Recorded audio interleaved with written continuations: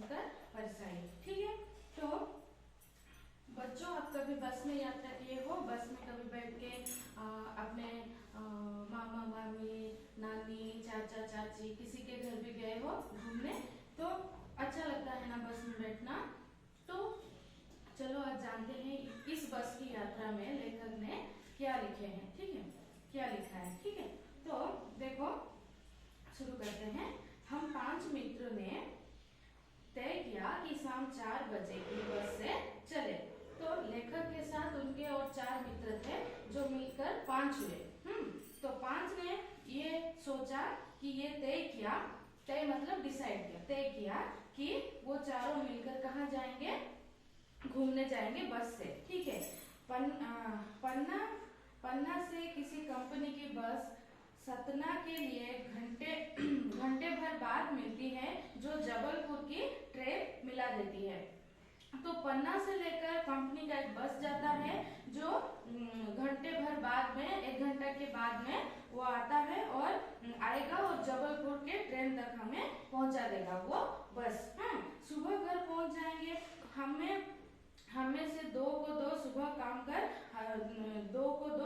काम कर हाजिर होना था, इसीलिए वापसी का यही रास्ता अपनाना जरूरी था। तो अब हमें घूमकर फिर सुबह वापस भी आना है, आकर काम पर भी जाना है, इसीलिए क्या हुआ कि जल्दी वापस भी आना जरूरी था। तो लोगों ने सलाह दी कि समझदार आदमी इस शाम वाली बस से सफर नहीं करते। क्या रास्ते में डाकू मिलते हैं? नहीं, बस डाकिन है। तो क्या बोले, कुछ लोग बोले कि जो आदमी समझदार है वो तो इस बस में सफर तो नहीं करेंगे बिल्कुल भी। क्यों? तो इन्होंने पूछा, लेखक ने पूछा तो क्या रास्ते में डाकू मिलते हैं? तो बोलते हैं नहीं डाकू नहीं मिलते, डाकिन मिलते हैं। हाँ, तो डाकू का स्त्रीलिंग क्या है? डाकिन। ओके, ठीक है। बस को देखा तो श्रद्धा उमड़ पड़ी मतलब श्रद्धा बाहर निकल आई। खुशी बहुत ज्यादा खुश हो गए। खूब वयोवृद्ध थी मतलब बहुत ज्यादा बूढ़ा बूढ़ी आदि लोग वहाँ पर थे। सदियों के अनुभव के निशान लिए थी। लोग इसीलिए इससे सफर नहीं करना चाहते हैं कि वृद्धावस्था में इसे कष्ट होगा। तो इसीलिए इस बस में लोग सफर नहीं करना चाहते हैं क्योंकि वृद्धावस्था में क्या होगा? सफर में कष्ट होगा, सफर जो है वो कष्टदायक होगा। ठीक है, यह बस पूजा के योग्य थी, मतलब यह बस चलने की योग्य नहीं थी, बस पूजा करने की मतलब रखकर पूजा करने की योग्य थी। उस पर सवार कैसे हुआ जा सकता है? तो उस बस पर बैठा कैसे जा सकता है? ठीक है, बस कंपनी के एक हिस्सेदार भी उसी बस से जा रहे थे। हमने उनसे पूछा ये बस चलती भी है? तो लेखक ने पूछा कि लेखक को बाहर से सबसे सुनने को मिला कि ये बस चलने के काबिल नहीं है, इसीलिए उन्होंने बस कंपनी के एक हिस्सेदार जो कि बस में बैठे हुए थे उनसे पूछा कि ये बस चलती भी है? वो बोले चलती क्यों नहीं है जी, अभी चलेगी। हमने कहा वही तो हम देखना चाहते हैं कि कब चलेगी। तो अपने आप चलती है क्या? हाँ जी, और कैसे चलेगी? तो लेखक पूछते हैं कि ये अपने आप चलती है? तो वो बोलते हैं तो हाँ जी अपने आप ही चलती है, वरना कैसे चलेगी? तो गजब हो गया, ऐसी बस अपने आप चलती है? मतलब ऐसी पूरा टूटा हुआ बस अपने आप कैसे चलती है? तो हम आगा पीछा करने लगे। डॉक्टर मित्र ने कहा डरो मत, चलो, बस अनुभवी है। तो वो क्या सोचने लगे कि ये बस चलती है कि नहीं चलती है। तो उन्होंने उनसे बहुत सारे सवाल किया। फिर डॉक्टर भाई बैठे थे उस बस में, उन्होंने कहा कि डरो मत, चलो, मेरा अनुभव है इस बस में बैठना। नई नवेली बसों से ज्यादा विश्वसनीय है। तो वो बोलते हैं कि नया बस जो लाया जाता है, नई नवेली बस, उससे भी ज्यादा विश्वसनीय है, विश्वासी है हमारा ये बस। तो हमें बेटों की तरह प्यार से गोद में लेकर चलेगी। तो हमें अपने बच्चे की तरह, अपने बेटों की तरह अपने गोद में बिठा कर ये चलेगी। तो हम बैठ गए। कौन? लेखक और उनके 4 मित्र जो मिलकर 5 हुए, वो 5 मित्र बैठ गए वहाँ पे। तो जो छोड़ने आए थे वे इस तरह देख रहे थे कि जैसे अंतिम विदाई सुविधा दे रहे हो। तो जो उनको लेखक को और उनके 4 दोस्त को जो बस स्टॉप पे जो छोड़ने के लिए आए थे, वो ऐसे उनको घूर रहे थे कि शायद उनका अंतिम विदाई हो, ताकि क्योंकि वो बस इतना खराब दिख रहा था कि उन्हें लगा कि शायद इस बस में सफर करना सफर करना बहुत मूर्खता की बात है। तो उनकी आंखें कह रही थी, आना जाना तो लगा ही रहता है, आया है सो जाएगा, राजा रंग फकीर।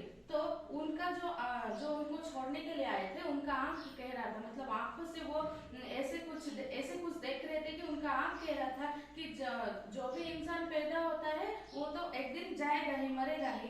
तो आदमी को कुछ करने के लिए एक निमित्त चाहिए। तो आदमी को जाने के लिए, हाँ, मरने के लिए एक कुछ निमित्त चाहिए, कुछ चीज चाहिए जिसके वजह से उसको हम निंदा कर सके कि उसी के वजह से इसने ये मर गया। ठीक है, तो इंजन सचमुच स्टार्ट हो गया, ऐसा जैसे सारी बस ही इंजन है और हम इंजन के भीतर बैठे हैं। तो बस जैसे ही स्टार्ट हुआ, ऐसा लग रहा था कि पूरा बस ही इंजन है और इंजन के भीतर वो सारे बैठे हुए हैं। कांच बहुत कम बचे थे, जो बचे थे उनसे हमें बचना था। हम फौरन खिड़की से दूर सरक गए। तो क्या हुआ कि जैसे ही बस स्टार्ट हुआ, उस बस के जो कांच थे वो लगभग सारे टूट चुके थे। जो भी कुछ बचा कुचा कांच था, उससे इन पांचों को बचना था उस कांच से, ताकि वो उनको चोट ना दे दे। ठीक है, तो उन्होंने क्या किया, उन पांचों के पांचों क्या किया कि सबके सब खिड़की से दूर भागे और अलग जाकर बैठने लगे। ठीक है, इंजन चल रहा था, हमें लग रहा था कि हमारे सीट के नीचे इंजन है। तो उन लोगों को ऐसा लग रहा था कि उनके सीट के नीचे ही इंजन है, क्योंकि बस कुछ इस तरह हिल रहा था कि पूरा बस ही इंजन के जैसा प्रतीत हो रहा था। ठीक है, बस सचमुच चल पड़ी और हमें लगा कि यह गांधी जी के असहयोग और सविनय अवज्ञा आंदोलन के वक्त अवश्य जवान रही होगी। तो उनको ऐसा लगा, उन पांचों मित्र को ऐसा लगा कि गांधी जी के समय में जब वो असहयोग आंदोलन कर रहे थे, उस समय में शायद ये बस नई नवेली आई होगी, ताकि अब ये बुढ़ा हो गई है। ठीक है, उसे ट्रेनिंग मिल चुकी थी, हर हिस्सा दूसरे से असहयोग कर रहा था, पूरी बस सविनय अवज्ञा आंदोलन के दौर से गुजर रही थी। तो अवज्ञा का मतलब मैं यहाँ पे लिखी हूँ, देखो, ना मानना, कहीं पे है यहाँ पे लिखी हूँ ना मानना, तो उसको अवज्ञा कहते हैं। तो उसको हाँ, न मानना, तो उसको अवज्ञा कहते हैं। तो इस बस कुछ इसी तरह चल रही थी कि किसी के बात, मतलब कोई भी किसी का बात नहीं मान रहा था। ठीक है, तो पूरी बस सविनय अवज्ञा आंदोलन के दौर से गुजर रही थी। सीट का बाड़ी से असहयोग चल रहा था, मतलब सीट का जो बाड़ी था उससे असहयोग चल रहा था। जो सहयोग नहीं करता ना, उसे बोलते हैं असहयोग। ठीक है, कभी लगता सीट बाड़ी को छोड़कर आगे निकल गई है। तो जो सीट था, जो सीट को पकड़ने के लिए बाड़ी होता है, कहाँ पर, बस में, तो वो ऐसा प्रतीत हो रहा था कि कहीं वो सीट पीछे चला गया और वो जो बाड़ी है वो आगे निकल गया। ठीक है, कभी लगता कि सीट को छोड़कर बाड़ी आगे भागी जा रही है। 8-10 मील चलने पर सारे भेदभाव मिट गए। यह समझ में नहीं आता था कि सीट पर हम बैठे हैं या सीट हम पर बैठा हुआ है। तो उनको ये प्रतीत नहीं हो रहा था कि वो जो बस की जो सीट है वो उनके ऊपर है कि वो सीट के ऊपर है। ठीक है, तो क्योंकि वो सब ऊपर नीचे आगे पीछे हो रहे थे, बस कुछ इतना पुराना था। ठीक है, एकाएक बस रुक गई। मालूम हुआ कि पेट्रोल की टंकी में छेद हो गया है। तो उनको पता चला कि पेट्रोल की टंकी में छेद हो गया है। ड्राइवर ने बाल्टी में पेट्रोल निकालकर उसे बगल में रखा और नली डालकर इंजन में भेजने लगा। ठीक है, तो अब मैं उम्मीद कर रहा था कि थोड़ी देर बाद बस कंपनी के हिस्सेदार इंजन को निकालकर गोद में रख लेंगे और उसे नली से पेट्रोल पिलाएंगे। तो उनको, वो जो 5 दोस्त मित्र थे लेखक के साथ, तो वो सोच रहे थे क्या हुआ कि बस का इंजन जो है उसमें छेद हो गया, पहली बात। दूसरी बात यह है कि उसके जो ड्राइवर है वो उतरकर बाल्टी में पेट्रोल भरकर उसमें से नली के सहायता से उन्होंने क्या किया कि इंजन में पेट्रोल भेजने लगे। फिर उनको ये प्रतीत हो रहा है कि उसको जो ड्राइवर है वो क्या करेंगे कि इंजन को गोदी में बिठाकर उसको नली से क्या पिलाएंगे, पेट्रोल पिलाएंगे। कौन बोल रही है? ये बोल रहे हैं लेखक बोल रहे हैं, ठीक है। तो जैसे माँ बच्चे के मुंह में दूध की शीशी लगाती है, ठीक है। तो बस की रफ्तार अब 15-20 मील हो गई थी। मुझे उसके किसी हिस्से पर भरोसा नहीं था। तो लेखक को बस के किसी भी हिस्से पर भरोसा नहीं था। ब्रेक फेल हो सकता है, स्टीयरिंग टूट सकता है, प्रकृति के दृश्य बहुत लुभावने थे। तो वो बोलते हैं कि सारे जो बस थे वो उसके जो सारे पार्ट जो भी थे वो सारे मतलब क्या हो सकता है, ब्रेक फेल हो सकता है, हाँ, स्टीयरिंग बाहर निकल सकता है, टूट भी सकता है, कुछ भी हो सकता है बस में। लेकिन प्रकृति के दृश्य जो बाहर जो प्रकृति के दृश्य थे वो बहुत खूबसूरत थे, ठीक है। हरा भरा जो भी था वो बहुत ही खूबसूरत था। दोनों तरफ हरे भरे पेड़ थे जिन पर पक्षी बैठे थे। मैं हर पेड़ को अपना दुश्मन समझ रहा था। तो लेखक बोल रहे कि मैं हर पेड़ को दुश्मन समझ रहा था, क्योंकि जो भी पेड़ आता तो डर लगता कि किसी से बस टकरा जाएगी। तो जो भी पेड़ सामने आता था तो लेखक को ये लगता था कि किसी भी पेड़ पर बस टकरा सकती है और हम मर सकते हैं, ठीक है। वो निकल जाता तो दूसरे पेड़ का इंतजार करता। एक पेड़ अगर निकल जाता तो उनको थोड़ा तसल्ली लगता, फिर वो दूसरे पेड़ के इंतजार में रहते, ठीक है। झील दिखती तो सोचता कि इसमें बस गोता लगा जाएगी। तो झील मतलब थोड़े से जगह पर जो पानी जमा होता है ना, हाँ, तो उसको झील बोलते हैं। तो वो क्या होता है, तो लेखक बोलते हैं कहीं भी रास्ते में गड्ढा, झील दिखाई दिया तो ऐसा लगता था कि बस उसी में कूद जाएगी। एकाएक फिर बस रुकी और एक जगह पर फिर से बस रुकी। ड्राइवर ने तरह तरह की तरकीबें की पर वो चली नहीं।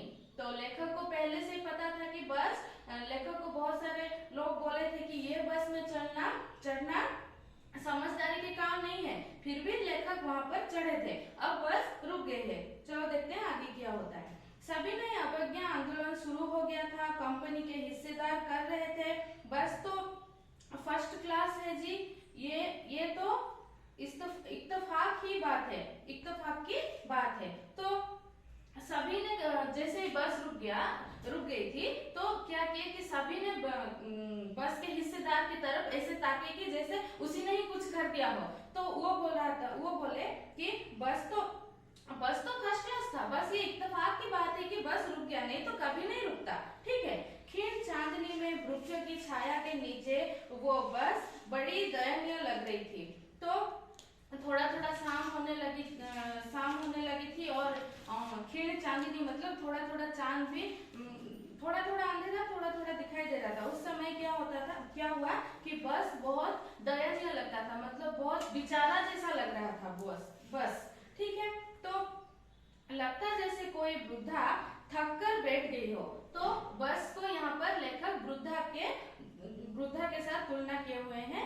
हमें ग्लानि हो रही थी कि बिचारी पर लगकर हम चले आ रहे हैं। तो उनको बुरा लग रहा था, खराब लग रहा था कि बेचारे बूढ़े बस के ऊपर हम सब लद कर उसके ऊपर चढ़कर आ रहे हैं। अगर इसका प्राणांत हो गया तो इस बियाबान में हमें इसकी आयोष्टि करनी पड़ेगी। तो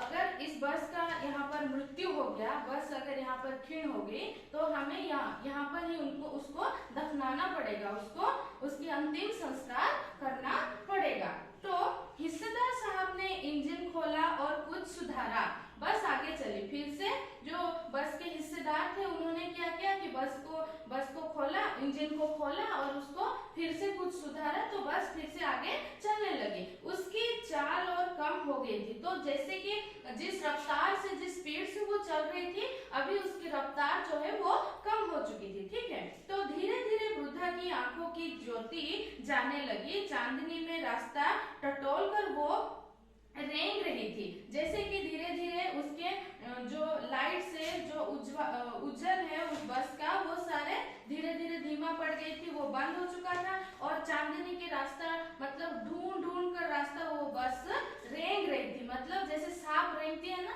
रेंगता है ना, उसी तरह वो रेंग रही थी। कौन? बस। ठीक है। आगे या पीछे से कोई गाड़ी आती दिखती तो वो एकदम किनारे खड़ी हो जाती और कहती, निकल जाओ बेटी, अपनी तो वो उम्र ही नहीं रही। तो तो यहाँ पर लेखक बस के बारे में बोल रहे हैं। तो ये जो है, ये जो पार्ट है, यहाँ पर लेखक बोलते हैं कि जो बस है वो रात के अंधेरे में अगर कोई और एक बस जोर के रफ्तार से आती है तो ये बस एक किनारे पर रुक जाती है और कहती है कि अब आप निकल जाओ बेटी, मेरी अब उम्र नहीं रही कि ताकि मैं आपके साथ चल सकूं, आपके रफ्तार में आपके साथ चल सकूं। ठीक है।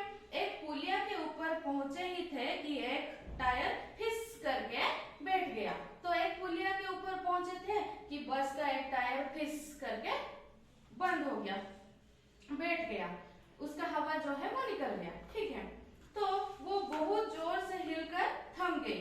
अगर स्पीड में होती तो उछलकर नाले में गिर जाती। तो बस का जो रफ्तार था, वो स्पीड जो था वो कम हो चुका था, तो इसीलिए जब उसका एक टायर फिस करके पंचर हो गया, हाँ, तब क्या हुआ कि बस धीरे से एक जगह पर उछलकर टिक गई, वरना वो जोर से उछलकर नाले में गिर भी जा सकती है, तो जा सकता था। तो मैंने उस कंपनी के हिस्सेदार की तरह पहली बार श्रद्धा भाव से देखा। वो टायरों की हालत जानते हैं, फिर भी जान हथेली पर लेकर इसी बस से सफर कर रहे थे। तो लेखक पहली बार उस हिस्सेदार की तरफ, जो बस के हिस्सेदार थे उनके तरफ श्रद्धा भाव से खुशी से देखा कि ये कितना महान आदमी है जो सब कुछ जानते हुए भी बस के बारे में इस बस में सफर कर रहा है। खुद अपनी जान को जोखिम में डालकर वो इस बस में सफर कैसे कर रहा है। तो उत्सव की ऐसी भावना दुर्लभ है। सोचा इस आदमी के साहस और बलिदान भावना का सही उपयोग नहीं हो रहा है। इसे तो किसी क्रांतिकारी आंदोलन का नेता होना चाहिए। जो इसके साहस और बलिदान है इस आदमी का, उसे इस ऐसे खटारे बस पे नहीं बैठना था, उसे तो कोई क्रांतिकारी आंदोलन में होना चाहिए था। जो इतना साहस है, सब कुछ जानकर वो कभी भी बस कहीं पर भी रुक सकती है, कहीं पर भी कुछ भी हो सकता है, सब कुछ जानकर भी वो बस में बैठा हुआ था। ठीक है। अगर बस नाले में गिर पड़ती और हम सब मर जाते तो देवता बाहें पसारे उसका इंतजार करते। तो अगर हमारा बस कहीं पर भी गिर जाता, हम मर जाते, तो देवता जो भगवान है वो ऊपर बाहें पसारे, किसका? जो बस का इस हिस्सेदार था उसका इंतजार करते, बाहें पसारे। कौन? भगवान जी। ठीक है। क्योंकि ये इतना महान आदमी है, सब कुछ जानकर भी बस के अंदर बैठा हुआ था। वो महान आदमी आ रहा है जिसने एक टायर के लिए प्राण दे दिए, मर गया पर टायर नहीं बदला। तो वो लेखक बोल रहे हैं कि वो जो महान आदमी है जो कि सब कुछ जानते हुए भी बस के अंदर बैठा हुआ था, खुद अपने प्राण दे दिए लेकिन एक टायर बस के नहीं बदले, और बोलते जा रहे हैं कि ये बस तो फर्स्ट क्लास है जी, इत्तेफाक से बस रुक गया, नहीं तो नहीं रुकता। ठीक है। दूसरा हिस्सा टायर लगाकर बस फिर चली। अब हमने वक्त पर पन्ना पहुंचने की उम्मीद छोड़ दी थी।